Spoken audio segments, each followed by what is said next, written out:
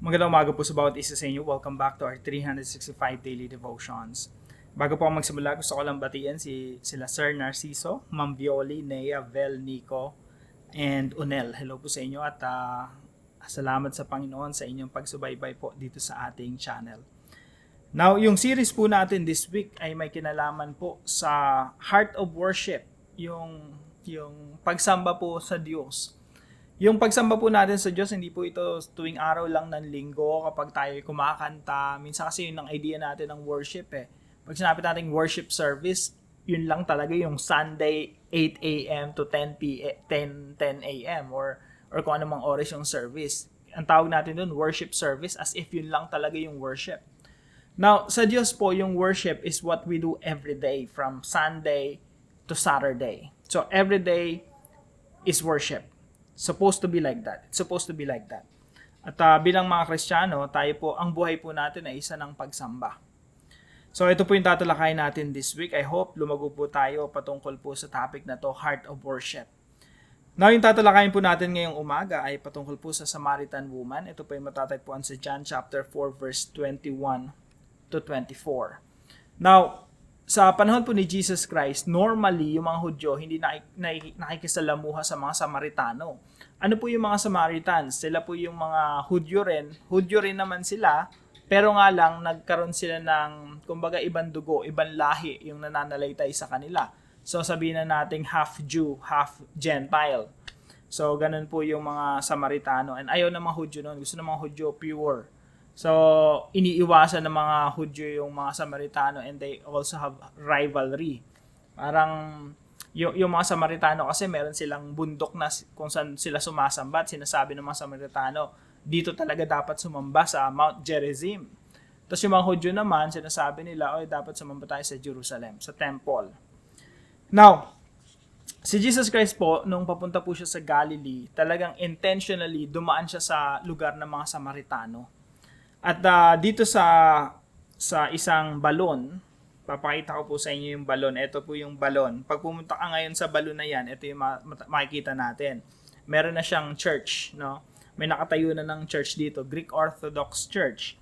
At itong balon na to, dati hindi ganito itsura.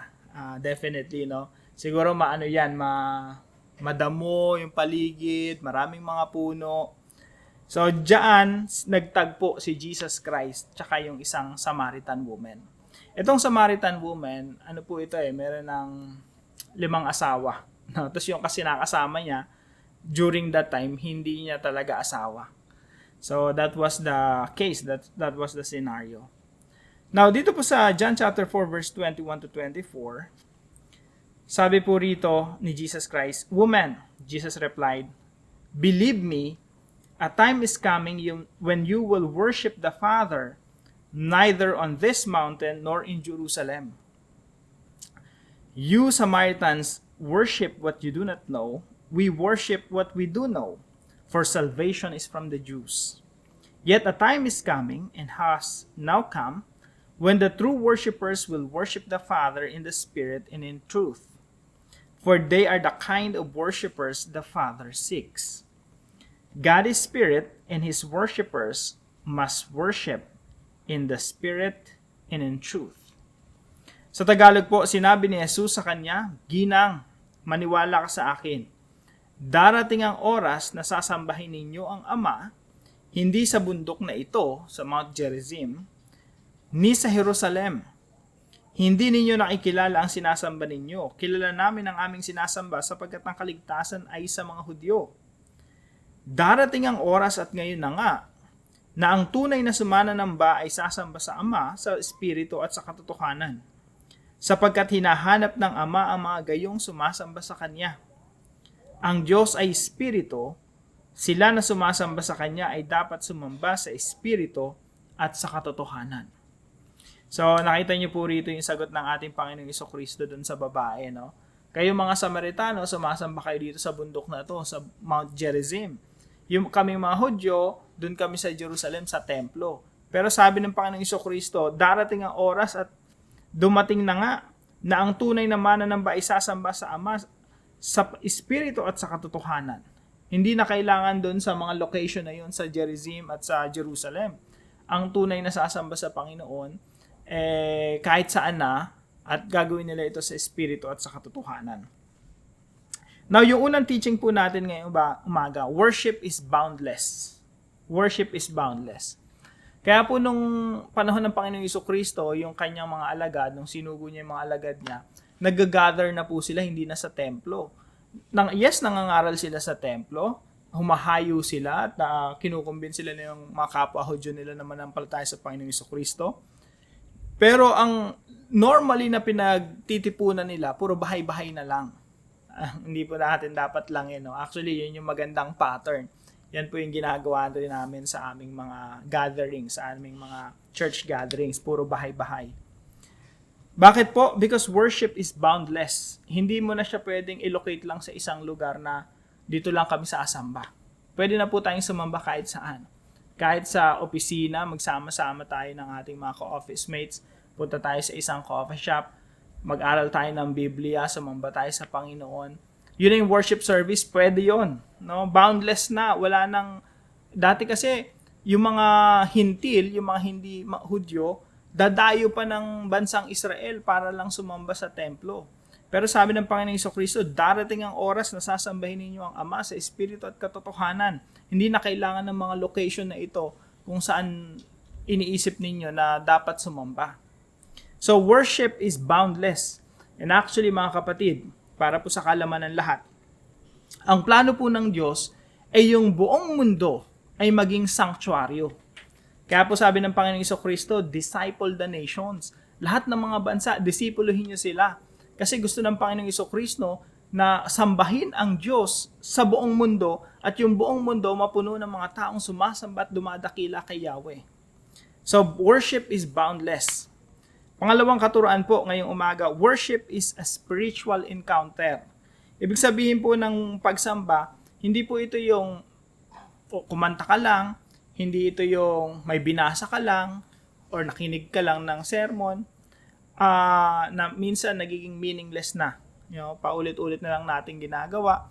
Marahil nga yung mga devotion natin, para sa iba parang, paulit-ulit na lang, everyday devotion. Minsan nawawala ng meaning. Tandaan po natin yung worship po, it is a spiritual encounter. Dapat meaningful talaga siya. Sinasamba mo ang Diyos sa espiritu at katotohanan. Nagiging makahulugan sa atin. Every day is fresh. Para po siyang pagkain. Araw-araw meron tayong appetite, may gana tayong kumain. Sino po sa atin dito yung talagang wala nang gana kumain? Kakain ko lang kahapon, kakain na naman ngayon, araw-araw na lang kumakain. Di ba?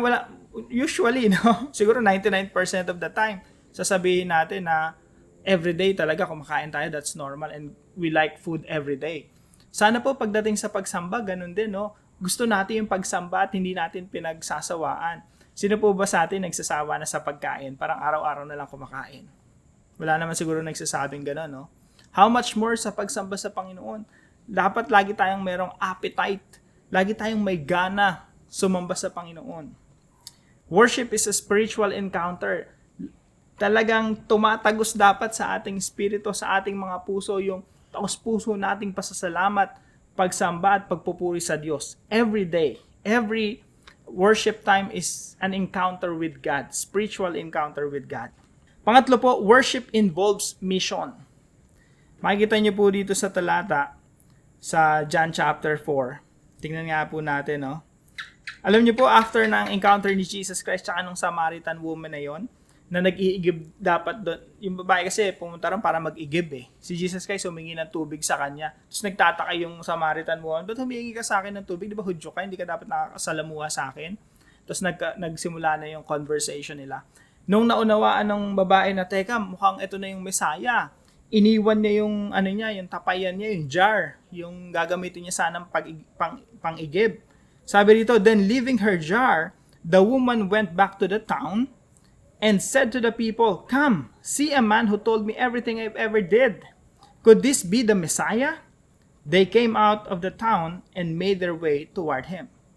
Yung pagsamba po, yung enkwentro sa Diyos, enkwentro sa Panginoong Jesucristo, laging involve ang mission dyan. Ayaw ng Diyos, nasasamba ka sa Kanya, tapos wala kang intensyon na akayin yung membro ng pamilya mo, asawa mo, anak, kapatid mo, na wala kang intensyon na isama sila. Laging when you encounter the Messiah, you also want other people to encounter Jesus Christ. Gusto mo yung mga kaibigan mo ma-encounter din si Jesus Christ. At ganun po yung ginawa ng babae. Now, tinan niyo po sa mga sumunod na talata sa verse 39. Many of the Samaritans from the town believe in him because of the woman's testimony. Ang daming nanampalataya sa Panginoong Jesucristo dahil lang sa patotoo ng Samaritanang ito.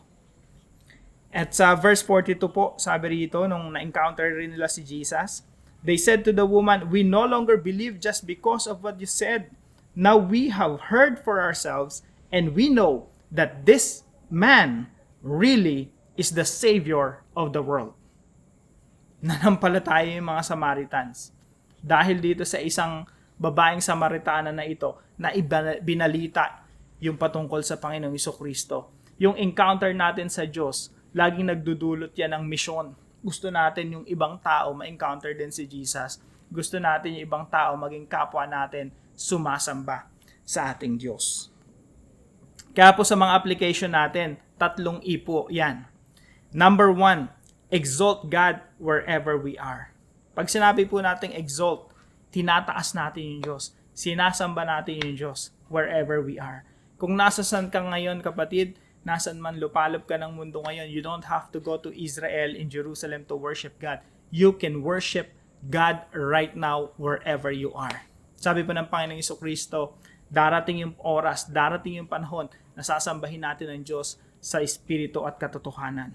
Hindi na kailangan ng specific na lugar para puntahan natin. Number 2 po, encounter Jesus meaningfully. Every day po, pag ini-encuentro natin ang ating Panginoong Jesucristo sa pamamagitan ng devotion natin, dapat fresh lagi eh. Hindi siya yung parang routine na lang na ginagawa na lang natin for the sake na magawa natin. Pag nagbabasa tayo ng Bible, parang nagiging tradition na lang, ritual na lang. Mga kapatid, let's encounter Jesus meaningfully. Dapat po laging makahulugan yung ating enkwentro sa ating Panginoong Jesucristo. Meron talagang puso sa puso. Merong pag-uusap between us and God na talagang involve yung ating espiritu, involve yung kaloob-looban ng ating puso na nakikipag-usap talaga sa Diyos. Yung pagsamba natin talagang totoong-totoo. Yung pasasalamat natin talaga nag-uumapaw sa ating mga puso. Let's encounter Jesus meaningfully. At pangatlo po, extend the invitation to worship God. Tayo po, again, ulitin ko, hindi gusto ng Diyos na tayo sumasamba sa Kanya kung deep inside us, wala tayong intensyon na dumami ang sumasamba sa Panginoon. Kung wala tayong intensyon na abutin ang ating mga mahal sa buhay, ating mga kaibigan, ating mga kapatid, kamag-anak, mga nakakasalumuhan natin sa trabaho, pag wala tayong intensyon na abutin sila upang sila rin ay maka-enkwentro sa Panginoong Jesucristo at sila din ay matutong sumamba sa Diyos, pag wala yung ganong missionary heart, hindi po natutuwa ang Diyos doon. Kaya tandaan natin, when we worship God, ang kasunod niyan, mission. We also want other people to worship the Lord. At ang katotohanan po, sinasabi ko sa inyo mga kapatid, pag nakita ninyo yung asawa ninyo na hindi mananampalataya, nagsimulang manampalataya sa Panginoong Jesucristo at sumasamba sa Panginoong Jesucristo, that will be your greatest joy. Sobrang ikatutuwa mo, ikasisiya ng iyong puso na makita mo na yung mga kaibigan mo, katrabaho mo, mga tao sa paligid mo, sumasamba na rin sa Panginoon because of your testimony. Dahil ikaw, pinagkalat mo si Kristo, pinagmayabang mo, pinakilala mo sa mga tao. So extend the invitation to worship God. So 3 ipo, exalt God, encounter Jesus meaningfully, and extend the invitation. Para po sa ating discussion, why is true worship involves mission? Bakit yung totoong pagsamba laging kasama yung mission? So pag-usapan po natin ito sa ating mga discussion groups.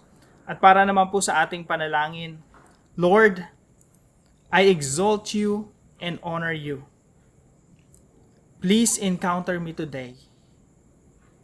I want to know you more. I worship you in the spirit and in truth. Lord, I request you to move the hearts of my loved ones. I want them to become my fellow worshipers. It is my desire to see them serving you. Please save them from their sins. Soften their hearts. Palambutin niyo po yung kanilang mga puso. And let them turn away from their sins. Use me, Lord, to extend the invitation to them. Let them become your worshipers. I pray this in Jesus' name. Amen and amen. So po magpasalamat sa katuwang natin sa devotion natin na ito, si Sister Violi. Maraming salamat po sa inyo kapatid. Patuloy kang pagpalain ng ating Panginoon. At kung kayo po may natutunan sa devotion natin na ito, ipalam nyo lang po sa comment section right below this video. And please share this devotion to your family and friends. God bless you po. See you po tomorrow.